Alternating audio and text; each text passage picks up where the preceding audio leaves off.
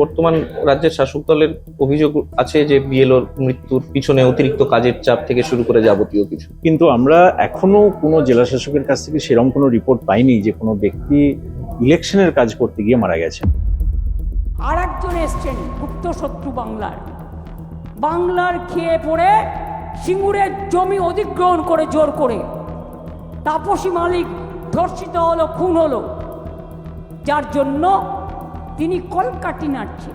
আপনার উপস্থিতি এবং আপনার কার্যক্রম নিয়ে বিভিন্ন রাজনৈতিক দল থ্রু আউট দ্য টাইম বিভিন্ন রকম মন্তব্য করেছে। কোনো কাজে সমস্যা হবে বলে সেখান থেকে পিছিয়ে আসা সেটা হয়নি কখনো এবং হবেও না। পশ্চিমবঙ্গের নির্বাচন চলাকালীন এবং নির্বাচন পরবর্তী সময় হিংসা এবং ইত্যাদি প্রভৃতি নিয়ে মানে কি মনে হয় যে এই ধরনের হিংসার কারণ কি এবং এটাকে কিভাবে আটকানো যেতে পারে? এই হিংসাগুলো যেভাবে অ্যাড্রেস করা উচিত ছিল সেভাবে অনেক ক্ষেত্রেই হয়তো অ্যাড্রেস হয়নি। কিন্তু কেন্দ্রীয় বাহিনীর উপস্থিতিতে তো ভোট এর আগেও হয়েছে।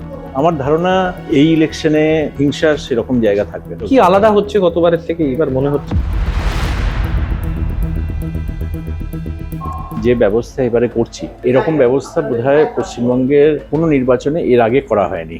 আপনি পশ্চিমবঙ্গের যে দীর্ঘ এসআইআর এর প্রক্রিয়াটা চললো এবং এখনো চলছে, আপনার কি অভিজ্ঞতা হলো এই সামগ্রিকভাবে?